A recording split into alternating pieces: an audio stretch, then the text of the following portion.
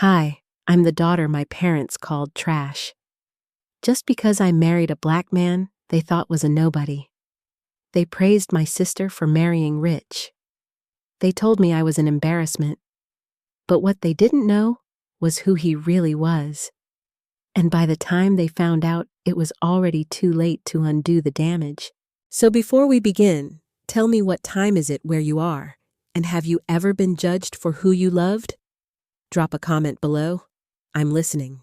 I stood there, the soft cotton of the handkerchief pinched between my fingers, the embroidery slightly fraying at the corner. S&M forever. Someone had carelessly dropped it. Maybe me, maybe someone else trying to be cruel in quiet ways.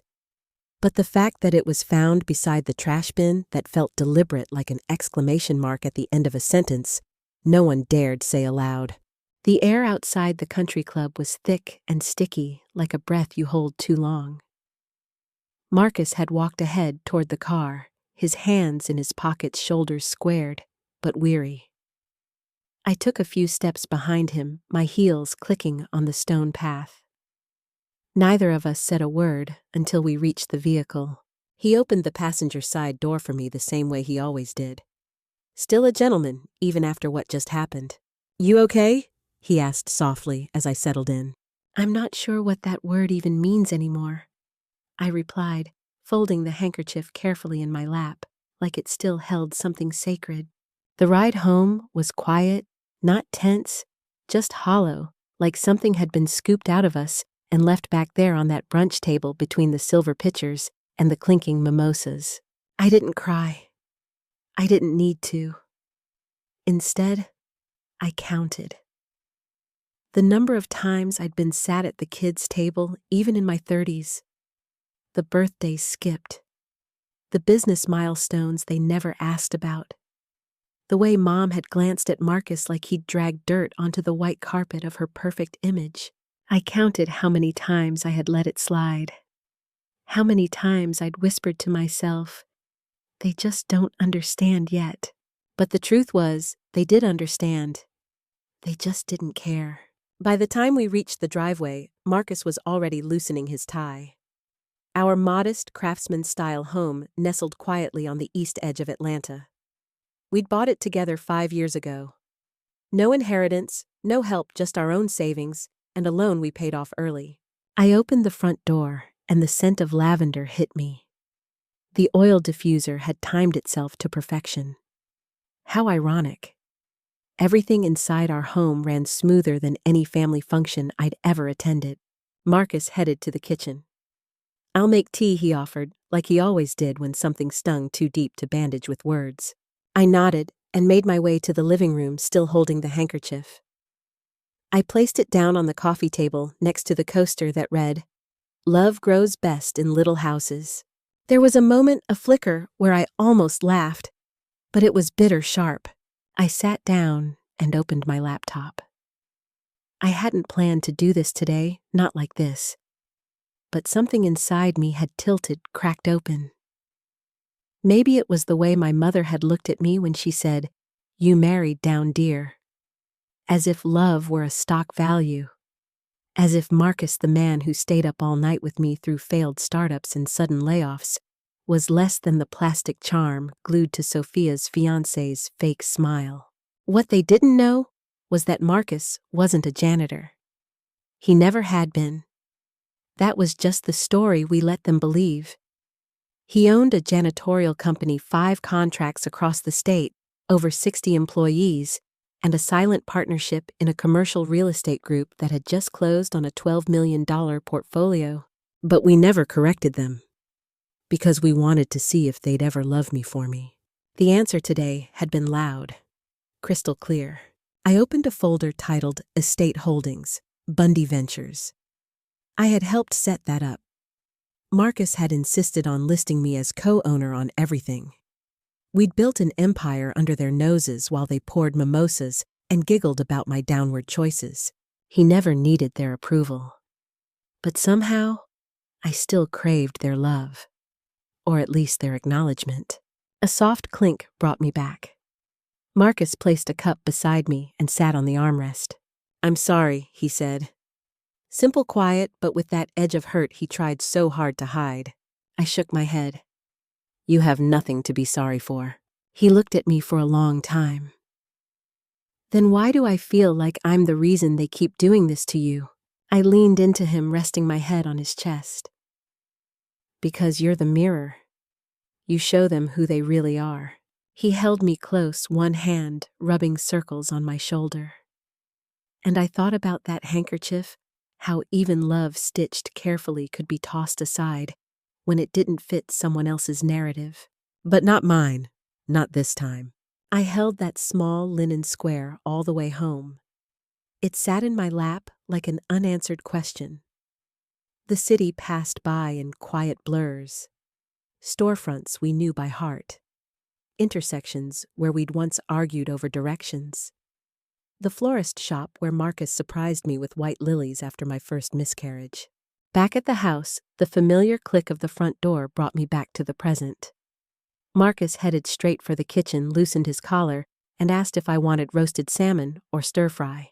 I said, "Whatever's easy." Though neither of us felt like eating, he moved through the motions anyway, calm and careful, as if protecting the last piece of our dignity was something that started with a hot pan and fresh garlic. I walked to the bedroom and closed the door behind me gently. The room was dim, lit only by the soft amber of a single lamp on the dresser. On the wall was our wedding photo. Just the two of us in front of a courthouse in Savannah. Me in a simple ivory dress, him in his Sunday best. No family standing beside us, just a gust of wind lifting my veil and his hands around my waist, like he knew how fragile that day was. I stared at it for a while, my reflection in the glass barely visible. They said I married beneath me. But what they didn't say, the thing they never asked, was why I chose him. Not once had anyone in my family asked me what he was like when I was sick, or how he'd held me through every rejection letter when my grant proposals were denied. Instead, I got Sophia's fiancé just bought her a Tesla. Are you two still renting? And of course, you can't turn a janitor into a gentleman. The thing is, Marcus wasn't even a janitor. That was just the label they slapped on him the day they saw his name tag when he helped clean up after a charity gala. They never asked what he was doing there. Never noticed he didn't answer to anyone that the warehouse manager reported to him. But I let them think it. Maybe because I wanted to know who they really were without the masks. I sat on the edge of the bed and let my mind drift to years ago. Senior year of high school. The auditorium was packed. I had just won the Georgia State Science Symposium first place for my project on solar nanofiltration. The principal shook my hand, the crowd clapped, and I turned to look for my parents. They were clapping too, but not for me. Sophia had made cheer captain that same week, and Mom had brought balloons. She's got presents, Dad said that night at dinner. Not all of us are meant for microscopes. Later that same spring, Sophia brought home a boy from a powerful family, son of a senator. I remember the way they welcomed him like royalty. When I told them I wanted to go to prom with Aaron, my lab partner, a quiet, brilliant boy who happened to be Black, Mom pursed her lips and said, "You're not ready for that kind of trouble, sweetie." I wasn't allowed to go. They never said the word out loud, but I heard it anyway. It wasn't about race. Not just race. It was image, status, appearances. That was the God they worshipped, and I was the offering they'd gladly sacrifice to please it. Dinner plates clinked softly in the kitchen. The smell of lemon and rosemary wafted in warm and comforting. I stood up, walked over to the dresser, and opened my laptop. There it was, a draft blog post I had written months ago, never published. Married to a millionaire, treated like a burden. I clicked it open and scrolled slowly. Paragraph after paragraph laid it all out. Marcus's equity holdings. The private investment firm he'd built from the ground up. The sabbatical he took just to manage operations firsthand and get his hands dirty. I had written every word with the hope that one day I'd be ready to share it. To pull back the curtain and let the world see who we really were. But that wasn't the point anymore. I didn't need applause. I didn't want headlines. I just wanted to stop asking myself the question, would they still hate me if they knew who he was? And now I had my answer. I scrolled to the bottom of the post, hovered over publish, and instead clicked save draft. Not today. From the hallway, Marcus's voice came soft and steady. Dinner's ready. I closed the laptop, stood up, and touched the corner of our wedding photo again. Maybe they'll never see it, I whispered. But I do. And that's enough for now. As I stepped into the hallway, the scent of roasted salmon met me again. A warm plate, a familiar chair, and a man who had never needed a title to be my equal. I didn't need revenge. I just needed one more proof that they never saw me only what I was worth to them. And wouldn't you know it showed up 3 mornings later? Tucked neatly into our mailbox like a peace offering from someone who'd never said sorry. A thick, cream-colored envelope heavy with pretense. My name was embossed in gold, first name only. No and guest. No acknowledgement of Marcus. The address label was printed, not handwritten. I paused at the threshold sunlight, brushing the tips of my fingers as I ran them along the edge of the envelope. Maybe this was it. Maybe they finally saw me. Maybe this was some kind of step toward amends. Inside was a flat, glossy card. Marble background, rose gold accents. A photo of Sophia in a white gown and a man beside her who looked like he practiced smiling in the mirror. Celebrate the union of Sophia Winthrop and Sterling Dalton, one of the South's rising stars in tech innovation. There was no note, no call, not even a hope you can make it. I stood in the foyer for a long moment, card in hand, wondering if I should laugh or scream. Instead, I set it down on the entryway table and went to make tea. That night, my phone rang just after 8. Mom. I let it go to voicemail. Then a minute later, she called again. Against my better judgment, I picked up. Sarah, she said in that airy, performative tone she used for cocktail parties and HOA meetings. You got the invitation, I hope. I did. Oh, honey, it's going to be spectacular.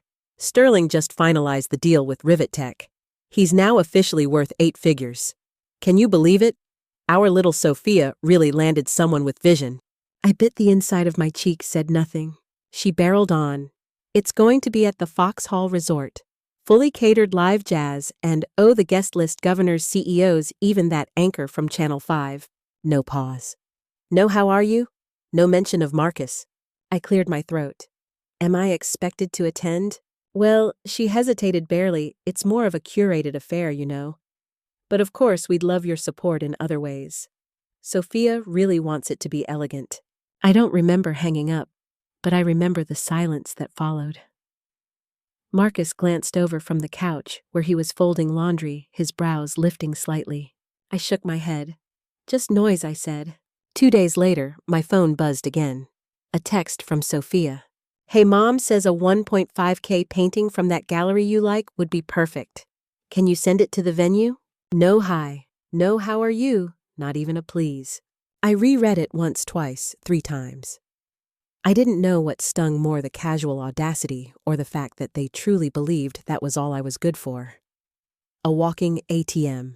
Last year, she forgot my birthday entirely. I still sent her tulips and a handwritten note that took me 20 minutes to write.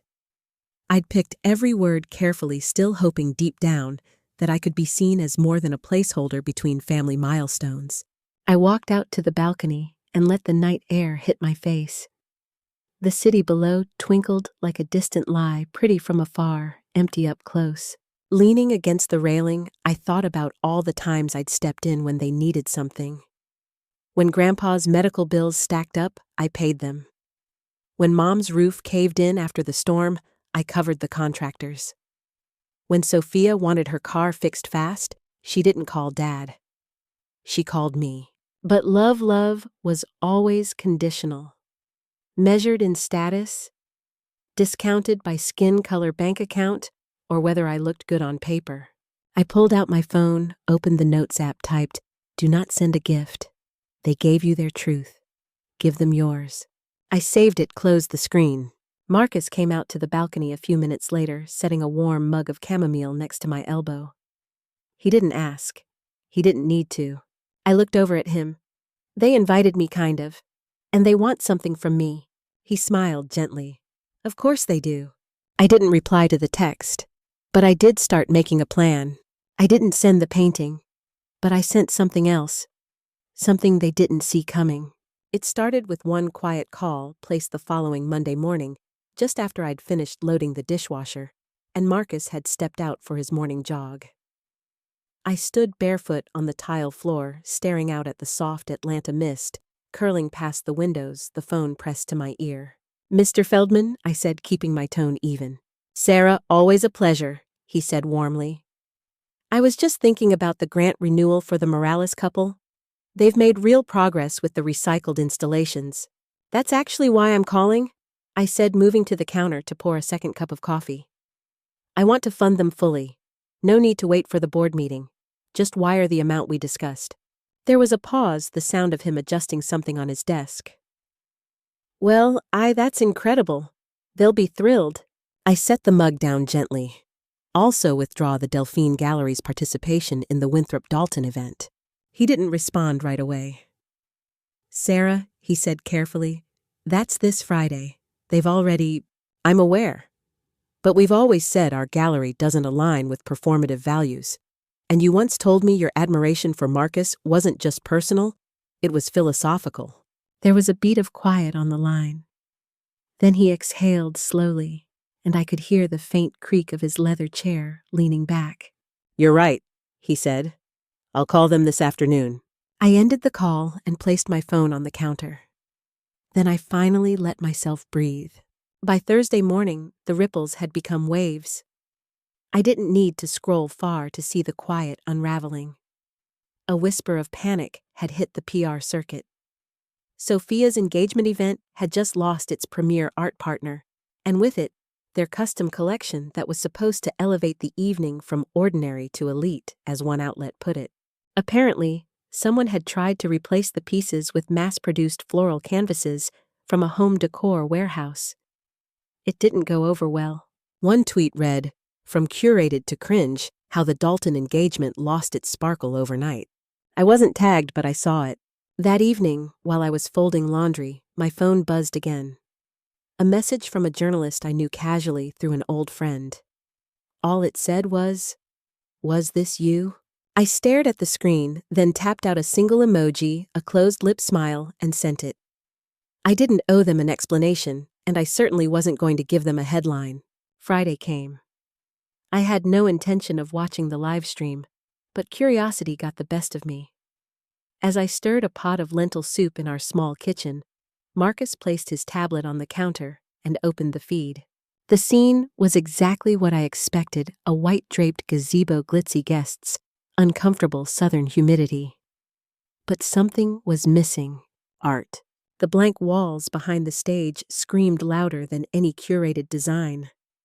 Just flat space and a few scattered centerpieces trying too hard. Sterling's mother was caught on a hot mic saying, "This is beneath us." Sophia was smiling, but her eyes weren't. I turned the tablet off. Later that night around 9, my phone rang again.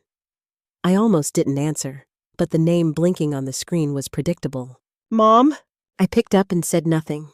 Her voice hissed through the line before I could even exhale. "What did you do?" I took a seat on the edge of the couch, crossing one leg over the other. "Hello to you too. Don't play coy with me, Sarah. You pulled your name, your money, whatever you did. It embarrassed all of us. You ruined your sister's special day." I held the phone away for a second, then brought it back. I didn't ruin anything. I simply chose not to participate. Isn't that what you always wanted? You're being spiteful. You're jealous. I almost laughed, jealous of what A performance built on borrowed taste and fake smiles. You've always needed to make everything about you. That part stung, but I didn't let her hear it. I kept my voice calm, deliberate. "Mom, you asked for distance. I'm just honoring it." There was a beat of silence. Then the line went dead. I didn't call back. That night, as the sky dimmed over the city and the hum of summer faded into the background, I stood out on the balcony with a soft fleece blanket around my shoulders. Marcus came out barefoot, his hair still damp from the shower, and stood beside me. He didn't ask anything, but I was holding something in my hand, a small velvet box I had once intended to give them.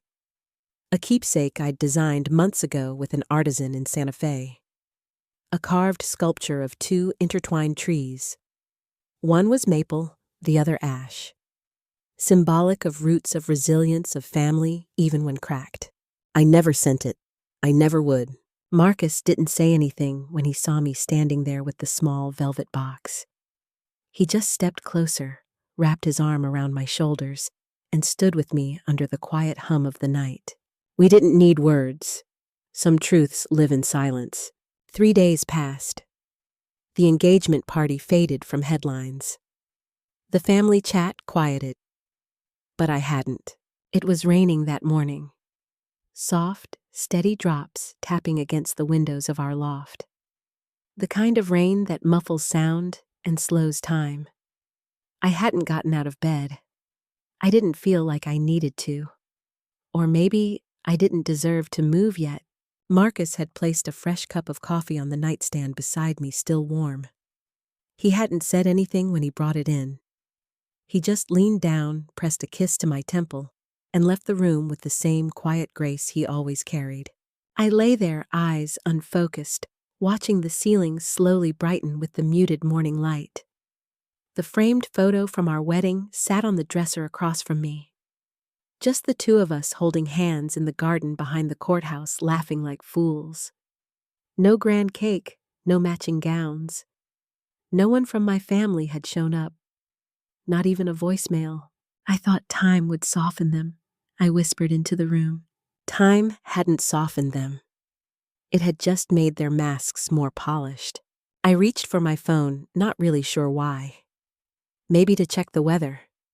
Maybe to scroll through pictures of the past few weeks to remind myself life had in fact been happening. But what I saw instead was a new voice memo from the family group chat. Sent by mistake. The caption just read, "Update from Dad." I tapped it. At first, just static. Then my father's voice. She chose to marry below herself.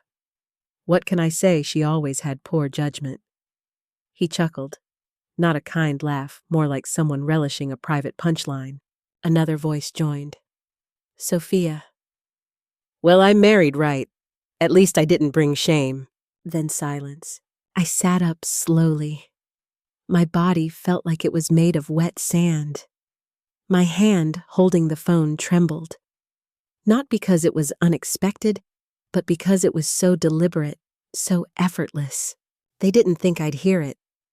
That was the part that cracked something deep. I almost deleted it. My thumb hovered over the little trash icon. I could have erased it just like they'd tried to erase pieces of me for decades, but I didn't. Instead, I tapped forward, sent it to my own email, and added a note reminder for when I forget. I even whispered to myself, if I ever think about asking for their love again, play this. I placed the phone face down on the bed and stared at the ceiling. The room was quiet, but I could still hear their voices. Floating, mocking, smug. The kind of disdain that doesn't come from disagreement, but from belief. A belief that I was never enough. That no matter what I achieved, who I loved, what I built, I would always be the daughter who disappointed them simply by existing outside their mold. I got up, finally wrapped myself in Marcus's flannel shirt, and walked barefoot into the living room. The coffee had gone cold. I didn't reheat it. I didn't need it anymore. That afternoon, I cleaned out the hall closet. Not because it needed it, but because I needed something to touch, to throw away something to sort. Tucked in the back was a box I hadn't opened in years. Birthday cards, a few old letters, a dried rose from a corsage no one came to see me wear. I tossed most of it. That evening, as rain still drizzled over the city and the fireplace flickered low in the corner, I sat on the rug with the last thing I hadn't thrown away, the wedding invitation.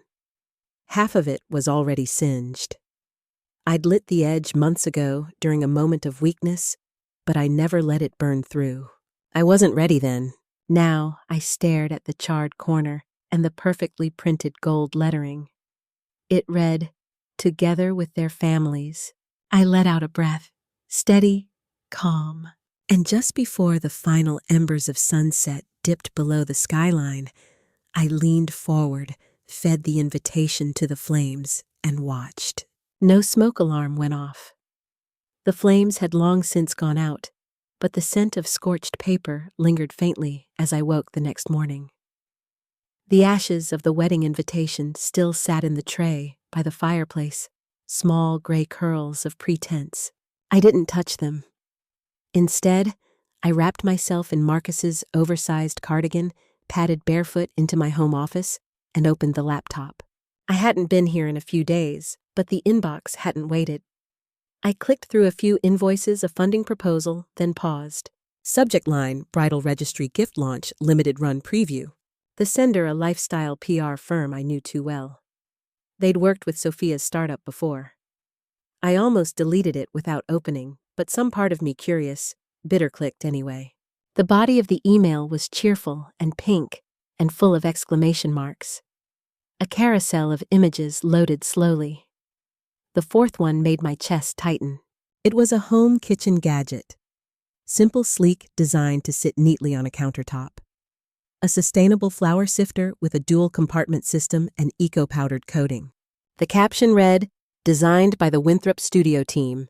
Patent pending." But I'd seen it before. I stood, slowly walked over to the hallway closet, and pulled down an old shoebox from the top shelf. Inside, wrapped in brown tissue, sat a prototype. Hand-soldered by Marcus 3 years ago in our first apartment. I remember him sanding the edge with a butter knife and joking, "It's functional, but it won't win awards." That was the night we ate cereal for dinner, because he'd spent the grocery budget on parts. Back at my desk, I pulled up an archived Google Drive folder, one I'd made without Marcus ever knowing. I had scanned and saved every sketch he drew, every prototype design he'd left on the table while saying, "It's not real yet. Don't waste time filing it." But I had filed them. All of them. Under the name of an old LLC I'd formed years ago for freelance consulting. Dormant, dusty, but still mine. "You protect the man you love," I whispered, even from his own optimism. And now my sister was using it to sell her dream under her brand, without a hint of acknowledgement. I didn't cry. I didn't scream. I didn't even text Marcus. Instead, I pulled out a legal pad, then opened a template from my legal archive folder. I swapped the date, updated the product SKU, and changed the name on the contact line to the Winthrop Collective. Subject: cease and desist, unauthorized use of intellectual property. Beneath the signature line, I added my alias, Clara V., Laurent Legal Rep, Johnstone Holdings, LLC. Then I reached for a pale yellow sticky note and scribbled just one line before folding it inside the envelope. "You loved the idea. You just didn't know it was ours." I sealed it shut and slid it into my outgoing courier bin addressed to the firm representing Sophia's company. Quiet, clean, without theatrics. I stood at the window for a moment after watching the clouds shift low across the city skyline. The air felt cooler, cleaner. There would be no press conference, no announcement, just a slow tightening of the noose on their ambition. I started to walk away when my phone buzzed. New email from Mom. "So excited to be joining Sophia's bridal brunch this Sunday, family only. Keeping it classy. Can't wait." No mention of me. I wasn't even CC'd. It had been forwarded by accident. Again. No RSVP. No address. Just silence thick as syrup. I let the screen fade to black, walked over to the coat rack and reached for my blazer. They hadn't invited me, but I wasn't planning to stay home either. I slipped the phone into my coat pocket and buttoned the ivory blazer with steady hands. It was early, the kind of crisp morning where the air felt like truth. Cool, sharp, and impossible to ignore. By the time I stepped out of the car in front of the Vineyard estate, the sun had already stretched across the hills, making the vines glisten like they'd been brushed with honey. The bridal brunch was already underway. The event space sprawled across a terraced lawn lined with white tents and cascading flower arrangements. Soft jazz filtered through the air, mingling with laughter and clinking glasses. Everything screamed curated elegance. I wasn't invited, but I came anyway. Inside the main tent, Sophia stood mid-toast, a glass of champagne in hand, wearing an ivory dress that looked plucked from a magazine shoot. Intentional, pristine, sterile. My entrance didn't go unnoticed. Her voice caught for a second when she saw me near the back. Our mother was seated at a table of executives, all grinning like they'd just closed $1 million deal.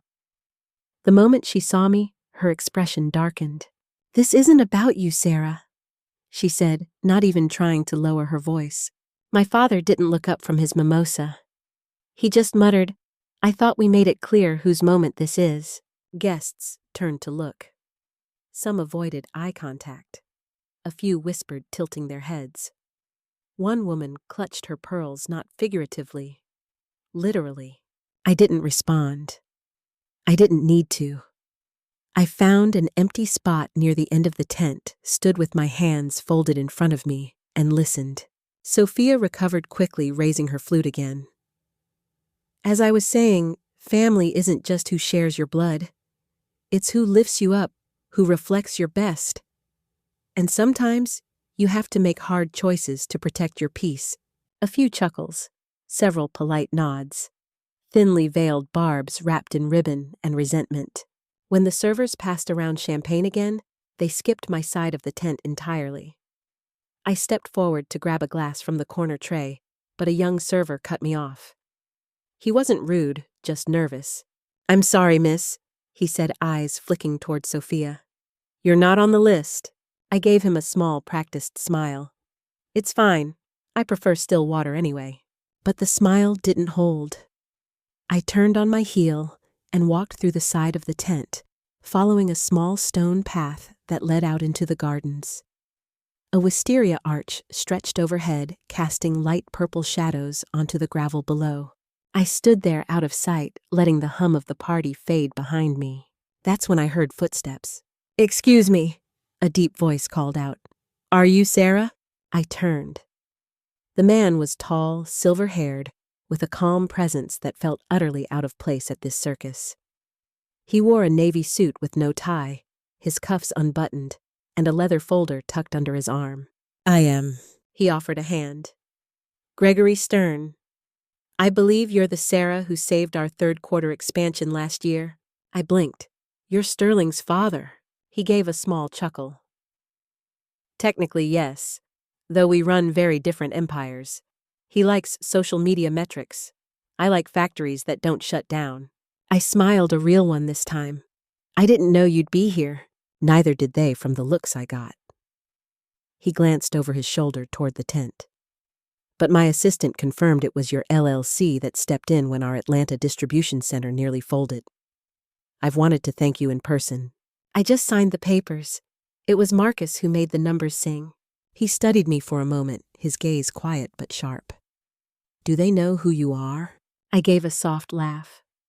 "I don't think they've ever cared enough to find out." He nodded slowly. "Then maybe today is a good day to start telling them." I looked down at my empty hands. "I didn't come to make a scene." "Good. Then let me offer a suggestion." He stepped beside me, pulling out his phone. After a few taps, he held it toward me. "Board vote, Monday morning. They've asked for clarity on a new investor block. I've recommended they allow your presence since, well, you own 12% now." I stared at the screen, trying to breathe through the tightness in my chest. "I didn't ask for power," I said. "No," he replied, smiling gently. "But you earned it anyway." The wind picked up just enough to rattle the leaves around us. I took out my phone, opened my contact list, and typed one message, "Trigger the vote." "Monday. I'll be there." Gregory Stern's driver picked me up at 8:00 sharp the next morning. I'd barely slept, but you couldn't tell by looking. I wore black, not out of mourning, but clarity. A high-collared dress, clean lines, hair pinned back. No jewelry except a silver band on my right ring finger. Not a wedding ring, a promise to myself. The ride to San Francisco was silent until we crossed the bridge and the skyline came into view. That's when Gregory finally spoke. "Don't blink today," he said, "even if they beg." I turned to him and nodded once. "I won't." At 9:14, we stepped into the executive floor of Stern Holdings. The hall outside the boardroom buzzed with movement. Attorneys' assistants' cameras being discreetly tucked into corners. The press hadn't been invited, but they'd arrived anyway, whispering the word, "vote." Inside the boardroom, every leather chair was filled. The long table gleamed beneath the fluorescent lights, and everything smelled faintly of coffee and polished wood. At the head of the table sat Sterling Dalton, attempting confidence.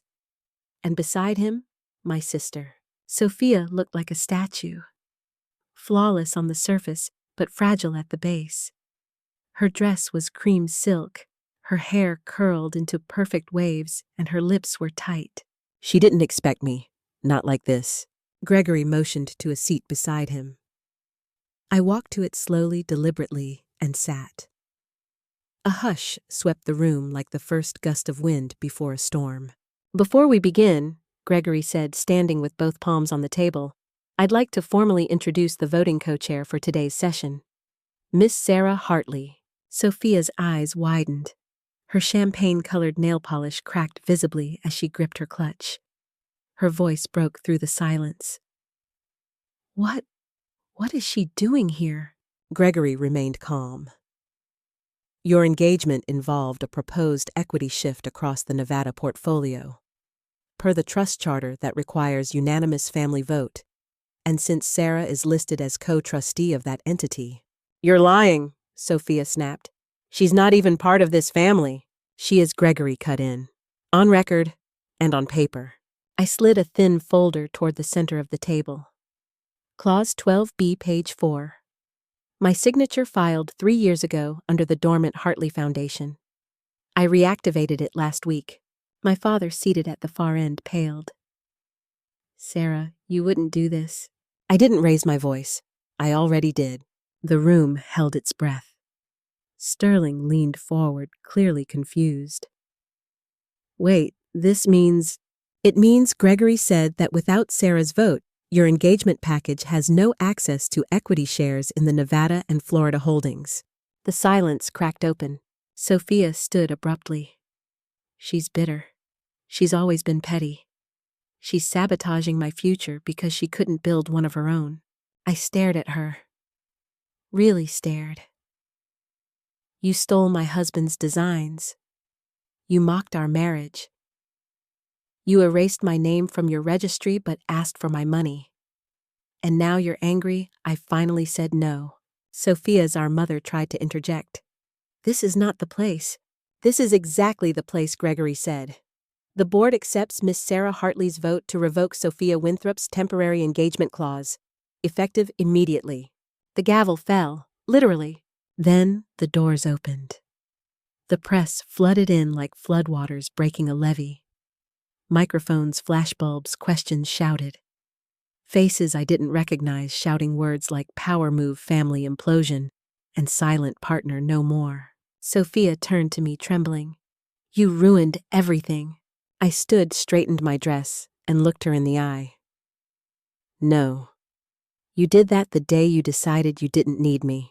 She lunged forward like she might say something else, but Gregory stepped between us. "There's nothing left to say." I walked out. Cameras flashing. Heads turning. My steps were measured, my face unreadable. But inside, everything shook. Not from fear. Not even from pride. From the weight of finality. This wasn't triumph. It was truth. Undeniable, raw, and overdue. It had rained the night before. The kind of slow, persistent rain that doesn't demand attention, but soaks everything in quiet. By Sunday afternoon, the sky over the hills had cleared, but the air still held that soft scent of wet soil and eucalyptus. I opened the windows to let it in. The house was silent. Not the hollow kind of silence that comes after a fight or a departure. This was different. Weighted, but not heavy. A stillness earned. I walked slowly through the foyer and into the back hallway, where Grandpa's old study had remained untouched since the day I moved in. I hadn't had the heart to redecorate it. The faint smell of lemon oil and old paper still lingered. The shelves were as he'd left them, meticulously kept his books in alphabetical order, magnifying glasses still tucked inside the gardening encyclopedias. The envelope was exactly where I had left it. On the corner of the writing desk, just beneath the brass lamp with the crack in its shade. I'd passed it every day this week. Sometimes I'd glance at it. Once I'd picked it up, then put it right back down. But today, I sat. I took a breath, slipped my finger under the flap, and gently pulled it open. Inside was a single photograph, aged just slightly at the corners. It was me, maybe 6 or 7 years old, sitting cross-legged in Grandpa's greenhouse, surrounded by little pots of budding lilac. My cheeks were dirt-smudged. My smile was wide. He was kneeling beside me, one hand on my shoulder, the other, holding a watering can tilted just so. Pressed flat behind the photo was a lilac bloom, dried but intact. And beneath it, a note card in his handwriting. I would have known those neat block letters anywhere. Even if they never see you, I always did. I didn't cry right away. I sat with it first. Let it settle into my bones. Let it speak into the space that no amount of boardroom votes or headlines could reach. But eventually, the tears came. Not hot or frantic, but soft. Relieved. Someone had seen me. Not for what I could do. Not for who I married. Not for the money I didn't give, or the party I didn't attend. He saw me, as I was, as I am. The light shifted as the sun began to dip westward. I stood, wiped my face, and placed the photo gently back into the envelope. Then I picked up my keys and walked out. The drive to my gallery was short 15 minutes of winding streets and stop signs. The small, modest storefront had been mine for 3 years now. I never talked about it. Not with family. Certainly not with Sophia. But it had grown quietly, steadily, like the plants Grandpa used to tend. Inside, the walls were still mostly bare. I hadn't hosted a show since last fall. But today, I brought something personal. I chose the center wall, the one directly across from the front window. Hung the photo in a matte black frame with a small brass plate below it. The kind Mom once mocked me for using. "You hang stuff like that, and people think it's a thrift store," she'd laughed. "At least try to look like you belong in this world." I stood back and smiled. The plate read, "Legacy is earned, not given." As I adjusted the frame, a quiet voice behind me spoke. "Miss Hartley." I turned. It was Erin, the summer intern I'd taken on months ago. She was clutching a folder of flyers, eyes wide with curiosity. "Can I ask you something?" I nodded. She looked down for a second, then back up. "How did you survive all that?" I held her gaze, thought about all the ways I could answer. The lawyers, the late nights, the therapy, the silence. But what I said was simple. I stopped asking why they didn't love me, I said. And I started loving myself. Erin nodded slowly, then walked back toward the office to finish sorting prints. I stayed a moment longer in front of the frame. That picture, one no one else had seen now, hung where anyone walking by could. And not because I needed to prove anything, but because I finally didn't. I didn't win by breaking them. I didn't win by becoming louder or richer or crueler. I won by refusing to become what they wanted me to be.